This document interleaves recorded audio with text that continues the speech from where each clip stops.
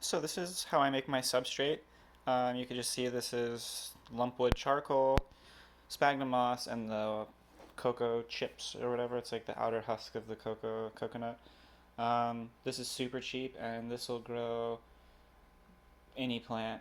This is what I use for all my setups, unless it's a burrowing species. Like for my Pac-Man frogs, they just get basically peat moss.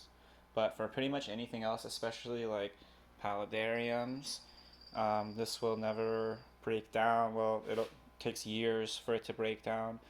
Um, it drains really well. It will never get compacted. It'll always be very light and coarse and gravelly, and plants just absolutely love it. Like you could see in here, like these are aquatic plants.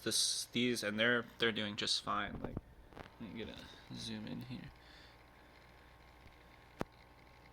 Whatever, you can see they're doing just fine. And they're growing in this substrate, and then right alongside is, moss and bromeliads, and so it drains enough, and carnivorous plants, it drains enough to not get waterlogged, and you can grow epiphytes in it, and you can grow them right alongside plants that require boggy conditions. So this is a really good substrate mix, I think. So the first step is to crush this up. So I'll get to crushing it up, and I'll come back. Okay, so when you're done crushing up the charcoal, I was outside doing this, there's a little piece of grass. It should look like this. Kind of a coarse, sort of chunky sand. Almost like, black sand, but a little bit coarser. This is going to be the sand, essentially, or like the fine stuff. And then the next step is we're going to add sphagnum moss and the coconut chips. These are kind of the same thing, to be honest, the sphagnum moss and the coconut chips. You could use one or the other, in my opinion. I don't really know. I can't give you a scientifical reason why I use both, but I do. So that's what I do. I'm going to go ahead and add these to this charcoal. Okay, so when everything's mixed together and you've added the sphagnum moss and the cocoa husk, it'll look like this. The cocoa husk still has to fully hydrate. If you let it hydrate, if you just put the brick in there and like with water and hydrate it, it'll make little like crouton style things. I like to break it up when it's dry, because then you can kind of almost not like powder it, but like shred it. So you'll have some of those crouton, the big crouton like structures, but you'll also have all these little shreds. And then God's checking it out. Listen for you, dude. And so then with the charcoal, like I said, that makes up kind of like the dirt or the sand aspect.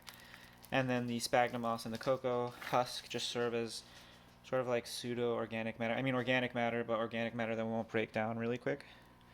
So you could see this stuff just looks, in my opinion, it looks like rich. It looks like, mainly because of the black color from the charcoal, but it just looks like stuff will thrive in it, and it does. It provides the surface structure, or the perfect structure for both roots to grow in, but also for microfauna to live and thrive. And then it will like never compact. You could stick weights on it, and due to the nature of everything in here, it just will only crush so much, and it's still like a foam in here. It's so airy and nice. And it will take, I mean, I'm not going to say it'll never break down, because that would be a lie, but it's going to take a long, long, long time for this stuff to break down. Um, I almost say that the Vivarium, you'll be redoing the Vivarium before this stuff breaks down. So yeah, that's how you make a really reliable, really multi-purpose. Now if you wanna, you can like amend the ratios of everything, and sometimes I'll add a product called Turfus.